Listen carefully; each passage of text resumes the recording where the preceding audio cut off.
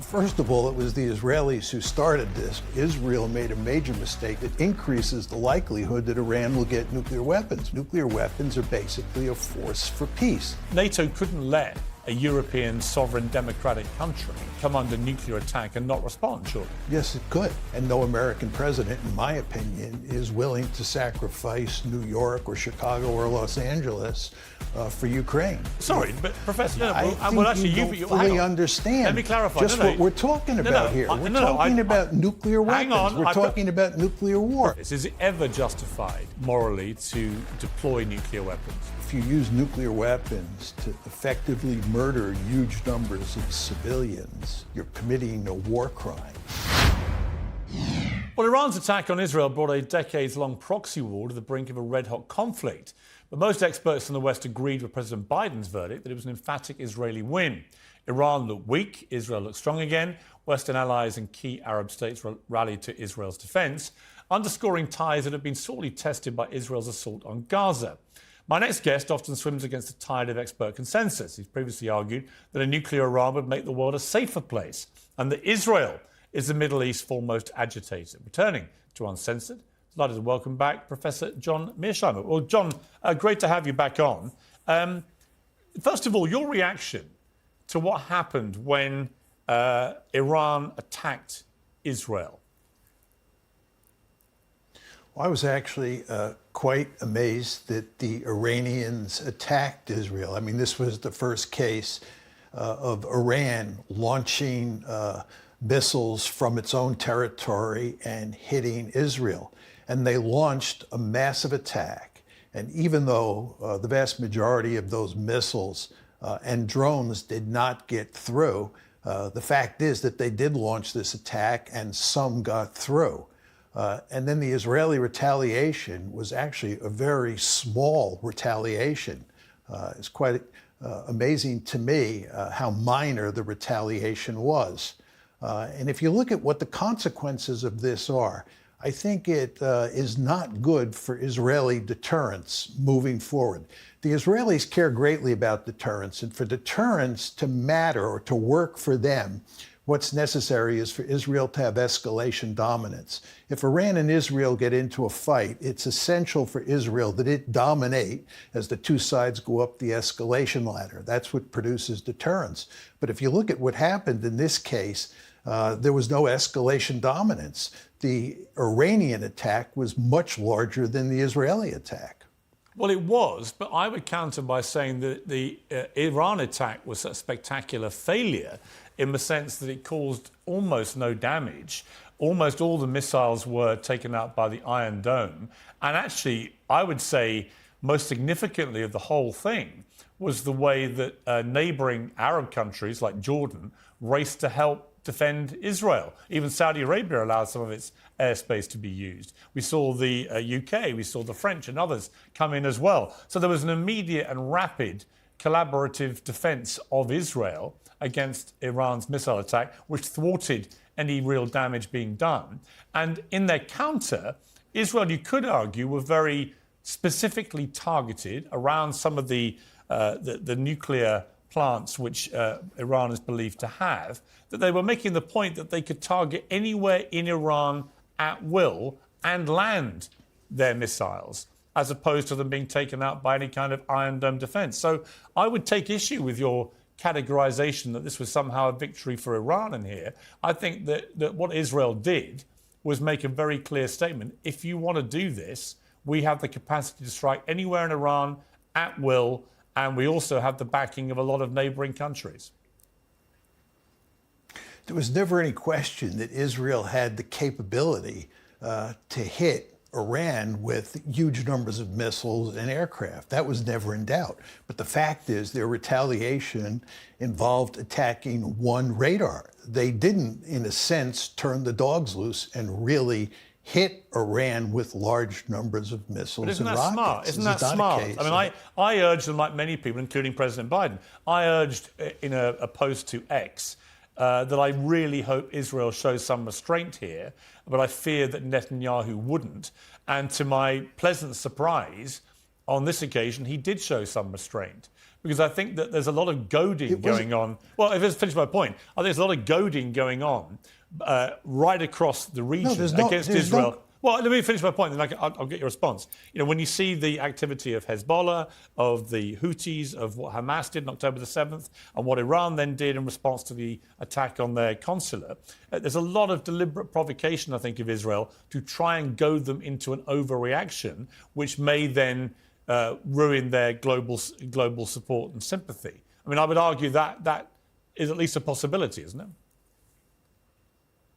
Well, first of all, it was the Israelis who started this by bombing the Iranian embassy in Damascus. The Iranians did not start this conflict that recently took place between April 1st and April 19th. But they were there with people from Hezbollah, weren't they? So they were military leaders using the consulate to plan attacks on Israel with leaders of Hezbollah. I mean, that was why they were targeted. Look, in international law and according to international norms, states don't attack the embassies of other states. This was considered to be a significant provocation. Unless they're being used as military bases, which it is believed, certainly Israel argues. No. I don't know, but it's certainly been argued by Israel that it was being used, part of this consular area was being used as a genuine military base, in which case it becomes a legitimate target if indeed they are meeting with Hezbollah to plan attacks on Israel, isn't it? There's no evidence that it was being used as a military base. And the fact is that if the Israelis are going to hit the Iranian embassy, the end result is the Iranians are going to retaliate. And they did retaliate. Now, I want to say a few words about that retaliation. It's very important to understand that the Americans and the Iranians orchestrated the Iranian attack so that it would be a limited attack. It would do very little damage to Israel. And the reason this is the case is that neither the Iranians or the United States wanted this conflict. And it was the Israelis who, by attacking the Iranian embassy in Damascus, dragged the Americans and the Iranians into this conflict. And what we tried to do, working with the Iranians before the attack on April 14th and during the attack on April 14th, was to do everything possible to keep it limited and avoid escalation. The whole issue of nuclear weapons here, interesting that you believe that if Iran was allowed to arm itself with nuclear weapons, it would make the world a safer place. Just explain why you believe that. Well, first of all, I think from an American point of view, and certainly from an Israeli point of view, it would be all for the good if Iran did not get nuclear weapons. I think from Iran's point of view, it makes sense to have a nuclear deterrent because nuclear weapons are the ultimate deterrent. So I want to discriminate or distinguish between what I think is the American and Israeli perspective on one hand and what the Iranian perspective is on the other hand. Well, what is your perspective? Now, with regard personally to the question of my perspective as an American is I hope that Iran does not get nuclear weapons. And in fact, I think that Israel made a major mistake precipitating this recent conflict because it increases the likelihood that Iran will get nuclear weapons, which is not in Israel's interest. So I want to be very clear. I'm not in favor of Iran getting nuclear weapons. So why would you just on that point, just to jump in, why would you then think the world's a safer place if you personally do not think they should be given nuclear weapons? Wouldn't it actually have the opposite effect, that if you have a regime like the one in Iran right now, the world is likely to be a far more dangerous place if they have the capacity for a nuclear attack? No, because nuclear weapons are weapons of mass destruction. And that would make the Israelis and the Americans incredibly wary of attacking Iran, a nuclear-armed Iran, for fear that Iran would use its nuclear weapons either against us or against the Israelis. There's no question, if you go back and look at the Cold War, the fact that the United States and the Soviet Union both had nuclear weapons made the likelihood of conflict between the superpowers much less likely, because again, these are weapons of mass destruction. So if Iran had nuclear weapons, Israel had nuclear weapons, and the United States had nuclear weapons, all three countries would be remarkably cautious in terms of approaching each other with military forces. If you have a Middle East where nobody has nuclear weapons, you can think about fighting a conventional war. And conventional war is much less deadly for obvious reasons than nuclear war. So the argument here is that nuclear weapons are basically a force for peace. This is not to say you could never have a nuclear war if Iran had nuclear weapons. And that, of course, is why you don't want Iran to have nuclear weapons. But it is much less likely that you would have a war between Iran and Israel or Iran and the United States if Iran had nuclear weapons. Do you think there's any likelihood of Russia deploying any of its nuclear armament? For example, if Ukraine, emboldened now by new weaponry, thanks to Congress finally passing this big bill for money for them, if that was to start pushing the Russians back, could you see a situation where Vladimir Putin might use one of his tactical nuclear weapons? My view has long been, Piers, that if Ukraine were to start winning on the battlefield and the Russians were losing, that the end result would be that the Russians would use nuclear weapons to rescue the situation. I think the Russians view what's happening with regard to the Ukrainian war as an existential threat. And given that the Russians think it's an existential threat, if they were in deep trouble, they were losing the war in Ukraine, I think they'd turn to nuclear weapons. I mean, doesn't that slightly fly in the face of what you've just argued, though, which is that if you have a nuclear power like Russia, and you have nuclear powers like America, and they've been helping Ukraine with their weaponry, and so on. You have UK nuclear power, French nuclear power.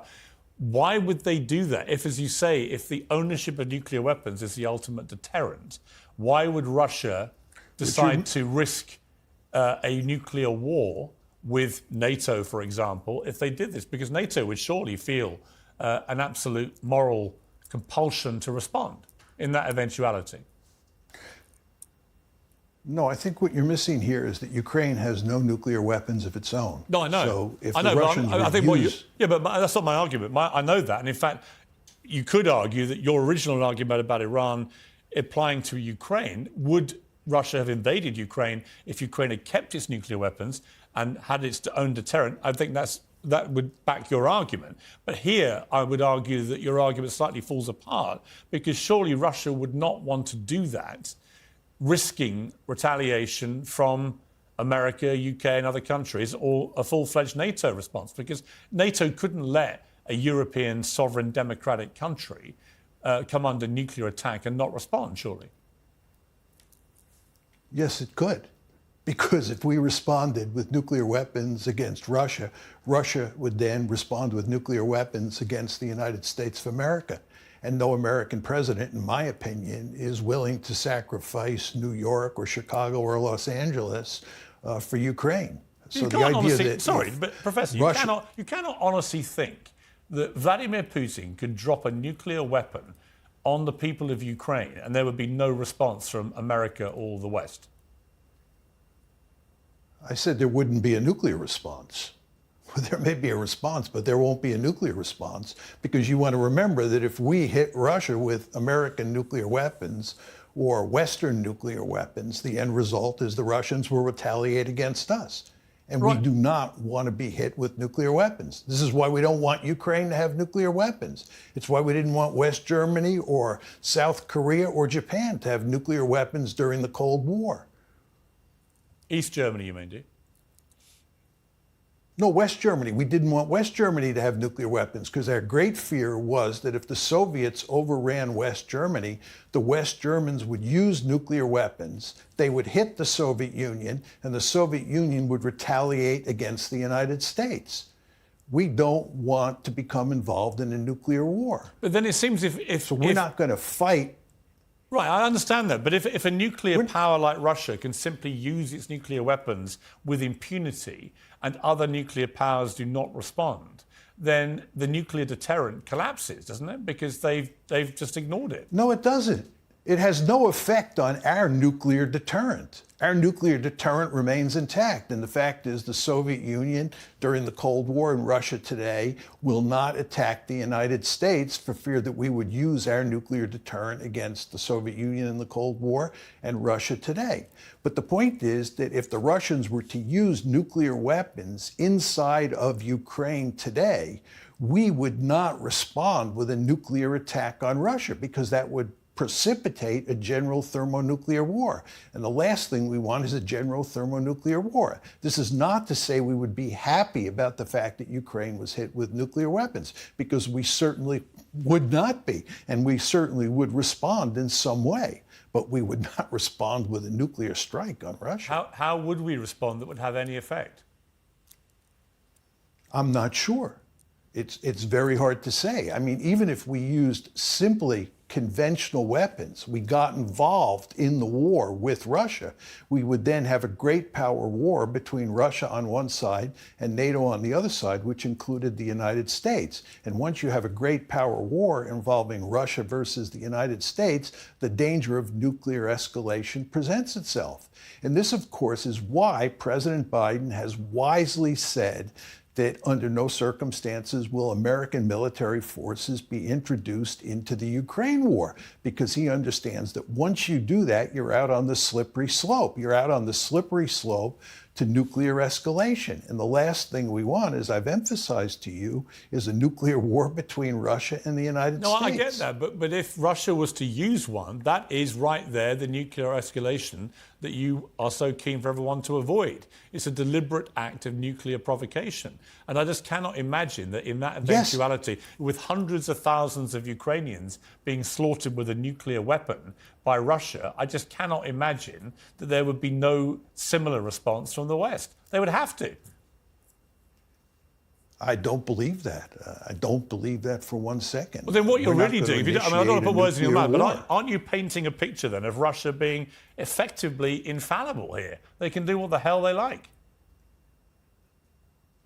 My point to you is that if the Russians are losing in Ukraine, and Ukraine and the West are winning, the Russians, I believe, will initiate nuclear use in Ukraine. And they will do that not only because they think they are facing an existential threat, but also because they will not fear nuclear retaliation from the West. What if President Biden or Trump, whoever it may be in charge at the time, what if they preempt this by saying, if in that eventuality of Russia starting to lose the war, and it's a big if, by the way, I would clarify that, but if they were to preempt it, preemptively say as President of the United States, warn Russia, if you use a nuclear weapon, we will help Ukraine defend itself with a nuclear weapon, then aren't they putting in the sand there a line of deterrent, which if it gets crossed, everyone understands what happens? Isn't that the only way it actually works? The only way a deterrent actually works is if the other side believes that you're going to use the same thing, or worse. But you're assuming that the other side, which is the Russians in this case, would believe that threat. And I don't believe they would believe that threat. Well, I think they'd have call to. America's bluff. I think if you're America, you're going to have to want them to believe that threat. You've got to want them to believe you're serious. Otherwise, I just cannot picture a situation where Russia unleash a nuclear attack on a European country and America just doesn't respond in kind. There's no deterrent there. That's basically saying to Putin, you can use your nukes whenever you want against any country you like, and we, the great superpower of the world, will just stand by and let you do it. And we may attack you conventionally, but that is not going to be a like for like, and that's not going to be a deterrent, is what I think. If you're a member of NATO, which Ukraine is not, you have an Article 5 guarantee, and you are depending on the American nuclear deterrent to provide security for you. So if a NATO country is attacked with nuclear weapons, there is some reasonable chance the United States will use nuclear weapons to defend that NATO country. But Ukraine is not a member of NATO, and Ukraine is not of great strategic importance to the United States. And therefore, the United States is not going to risk nuclear war to save Ukraine. I mean, it's that simple. It wasn't a nuclear scenario, but when you look at what happened with the first invasion of Kuwait by Saddam Hussein, Kuwait was not a member of NATO, and yet America immediately sent boots on the ground to repel Saddam from Kuwait. I'm not sure there's a massive difference between Kuwait and the influence of that to America and the West and Ukraine, a massive sovereign democratic European country. You know, it's been invaded by, illegally invaded by a nefarious power, and America didn't hesitate to kick Saddam out of Kuwait. There's a huge difference between these two scenarios. There was no threat of nuclear war with regard to No, I said it wasn't Kuwait. a nuclear situation. The scenario that you're describing with regard to Ukraine involves nuclear weapons. I think you don't fully understand. Let me clarify. Just what we're talking about here. We're talking about nuclear weapons. We're talking about nuclear war. Professor, the United States of America does not take this threat lightly. This is a threat of huge magnitude. We're talking about getting possibly incinerated. I think you misheard what I said. I deliberately said it. I know it's not a nuclear situation. The point being, why should America defend Ukraine given it's not a NATO country? And I would say, well, nor was Kuwait a NATO country, but America did send boots on the ground there to kick out Saddam Hussein. Ideologically, what is the difference actually between defending Kuwait against Saddam and defending Ukraine against Vladimir Putin, however you end up doing it? We're just not talking about defending Ukraine and defending Kuwait. We're talking about using nuclear weapons. We're talking about nuclear war. We're talking about the possibility of getting incinerated. This is not a matter one should take lightly. And you only use nuclear weapons under the most extreme circumstances. The United States would only use nuclear weapons if its survival was threatened. And the idea that the Russians conquering Ukraine or dropping a nuclear weapon on Ukraine threatens their survival and therefore should precipitate a nuclear war is, I think, not a smart argument. The fact is that if the Russians were to use nuclear weapons, the United States would not respond by precipitating a general nuclear war. Then Putin wins, right? Putin might win. That's right. And you want to remember that if you look at what's happening in the conventional war, it looks like Putin's going to win, despite the fact that we've now passed this large-scale arms package for Ukraine. Putin is likely to win. Why is that not a terrible thing for America and the West? Because you have to prioritize the threats that you face in the world. And the fact of the matter is that what happens in Ukraine does not matter that much to the United States. I know for people like you, this is a life and death matter. The thought of any country on the planet that the West defends losing is a major defeat and has catastrophic consequences. I mean, you felt this way about us pulling out of Afghanistan. But I think that places like Afghanistan, even places like Ukraine, don't matter that much. Actually, on that, I didn't really. I felt with Afghanistan, America should have kept a small military presence there to maintain some kind of order. And I think I was justified in saying that, given what's happened since. I thought throwing the country back to the Taliban was a catastrophic error of judgment, and it wouldn't have happened in the way it's happened if America kept a couple of thousand troops there, as it does all around the world in endless bases. So it seemed to me, having done many, many years of hard work in Afghanistan as a response to 9/11, to then simply just overnight throw everybody out and leave the country to the Taliban, particularly for women's rights, never mind anything else, I thought was an abrogation of America's duty, and the UK.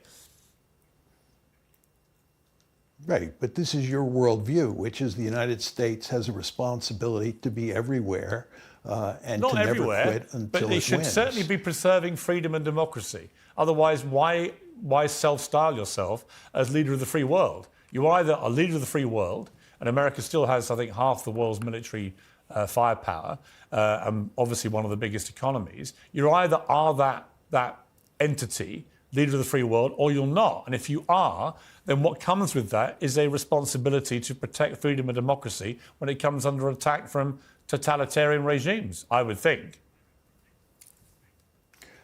I think if you look at the history of American foreign policy, it's very hard to make the case that our principal goal has been to protect freedom and democracy. The United States has a rich history of overthrowing democracies around the world, and we have a rich history of siding with some of the world's biggest dictators. So this idea that we're out there protecting freedom and democracy and it's our principal goal, in my opinion, doesn't mesh with reality. Let me ask you about the morality of nuclear weapons. Tucker Carlson was on Joe Rogan's podcast this week and said that he believed that it was effectively immoral, evil, that the Allied powers in World War II were not justified in dropping the bombs on Hiroshima and Nagasaki, which killed over 200,000 civilians. Where do you sit with the morality of this? Is it ever justified morally to deploy nuclear weapons? Well, I think that if you use nuclear weapons to effectively murder huge numbers of civilians, you're committing a war crime. I personally believe that the firebombing of Japan, which took place before we dropped those nuclear weapons on Hiroshima and Nagasaki, and here you want to remember, Piers, that we killed more people the first night we firebombed Tokyo than we killed at either Hiroshima or Nagasaki. Yeah. So we were murdering huge numbers of Japanese civilians well before we dropped those nuclear weapons. I think it's a war crime. And I believe Curtis LeMay said to Robert McNamara at the time, they were both with 20th Air Force in the Pacific, that if we lost the war, they would be tried at the next set of Nuremberg trials. So I think it was a war crime. But what happens when countries get into desperate straits, and we felt we were in desperate straits at the time because we did not want to invade the Japanese home islands. We thought that the casualties would be huge. We thought it was appropriate to drop those bombs on Japan. And I think that the people who did it were fully aware that they were killing massive numbers of civilians, that this was effectively a war crime.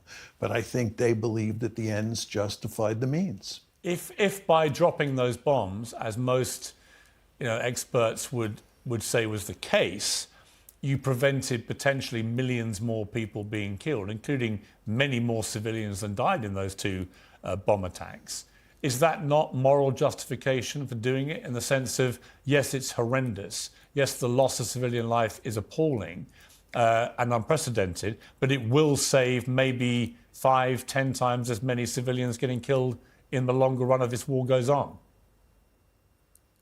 You can make that argument for sure, and many people made it at the time. I understand the argument full well, but I think the fact of the matter is you are still murdering huge numbers of civilians. And if you think murdering, I think we probably murdered about 900,000 civilians between March 10th, 1945 and mid-August 1945. If you think murdering 900,000 civilians is justified because in the long run it will save more lives, you can make that argument. But again, I still think it's committing a war crime. I mean, if you categorize all civilian deaths in a war like that as murder, you're effectively saying that every one of those deaths is a crime. I would not argue that what the Allies did in response to what the Nazis and the Japanese were doing was a crime necessarily. They were responding to an existential threat to the world, including mass murder of civilians, as we saw with the Holocaust. So a response is not necessarily murder, is it? It's effectively self-defense. The question you have to ask yourself is whether or not you think, because the Nazis were committing genocide, because the Nazis were committing mass murder in Europe, that justifies bombing German cities and purposely killing huge numbers of civilians. Do you think that lets you off the hook? That's the argument you're making. You're saying that because the Germans were so horrible, we were allowed to be horrible ourselves, but we weren't as horrible as the Germans, and furthermore, we were doing this in self-defense. That's the argument you're making. Yeah. And what I'm saying is, I understand that there are strategic imperatives for killing civilians, right? This is why we bombed Hiroshima and Nagasaki with nuclear weapons. We thought that it made good strategic sense and that it would save American lives, especially those GIs who would have to invade the Japanese home islands. But I still think that that is a case of war crimes. And I think that to use your rhetoric lets us off the hook. How does any country defend itself from an existential threat like the Nazis, then by your categorization, without committing war crimes? Well, if you look at how the Soviets, who were basically responsible for defeating the Nazis in World War II, they did not commit many war crimes in the process of defeating the Wehrmacht. It was basically a ground war where the Soviets, the Red Army, rolled up the Wehrmacht. There were no bombing of cities. There were no dropping of nuclear weapons. Now, there's no question that there was a lot of rape and pillaging, especially at the end, as the Red Army moved into Germany. But aside from that, this was not a purposeful campaign to murder huge numbers of civilians. So you can fight a war on the ground involving two armies that basically avoids the problem of bombing cities and murdering huge numbers of civilians. What if the Nazis are bombing cities, as they were? What do you mean? I'm not defending that. Well, it's like the Battle of Britain, the Blitz. I mean, if they're going to send over bombers and just attack cities in the way that they did, how do you defend yourself without committing war crimes by your assessment? Well, the British defended themselves with fighter aircraft. The RAF fended off the Luftwaffe and won the Battle of Britain. The RAF, the British, did not commit war crimes to defeat the Luftwaffe in the Battle of Britain. There's no question that the RAF, at different points in the war, purposely targeted German cities and purposely tried to murder large numbers of British civilians. You know the story of Bomber Harris for sure. Yeah. But that's not what happened in the Battle of Britain. And my only point is, if you talk about what Bomber Harris did and the RAF did against German cities, this was a war crime. They were purposely bombing working class areas in German cities because that they believed would maximize, that strategy would maximize the number of civilians. Well, they wasn't as simple as that, were they? Because they were deliberately targeting industrial cities in the main, which were being used to build munitions as well. So there was a legitimate reason to target these cities. But that was the case in many cases. That's not true. Yes, it is. No, I mean, what happened was that the British quickly found out, and this is what happened to us when we bombed Japan. We quickly found out that bombing economic and military targets didn't work. I could walk you through the story about the bombing of Japanese cities like Tokyo. It didn't work. And the reason we turned to bombing civilians, to killing civilians when we bombed Japan, and this was true with regard to Bomber Harris, is that bombing economic targets didn't work. I found this conversation, as always, fascinating, Professor Mearsheimer. I love having you on. It's been quite a downbeat interview, I have to say, for obvious reasons. Are you positive about the future of mankind, or are you selling at this stage? I'm quite pessimistic about the future of international politics. I think if you look at what's going on in Ukraine and you just think about the conversation that you and I were having, it's hard to think that the future doesn't look as depressing as the present and the recent past with regard to Ukraine. If you look at the Middle East, I mean, I see no hope there. This terrible situation is just going to go on and on. The Iran-Israel case that we talked about will pop up again in the future.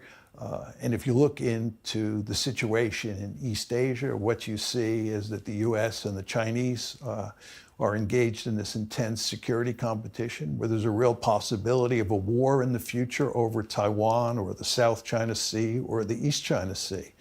And then there are all sorts of other places you can look, like the Korean Peninsula, the border between India and China. And it seems like there's no end of potential war or potential conflict between the major powers in the system and even the minor powers in the international system.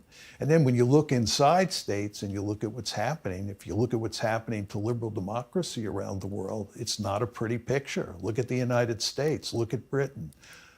Two of the paradigmatic liberal democracies, they're both in serious trouble. So I hate to say this, but I find very few reasons to be optimistic about the future.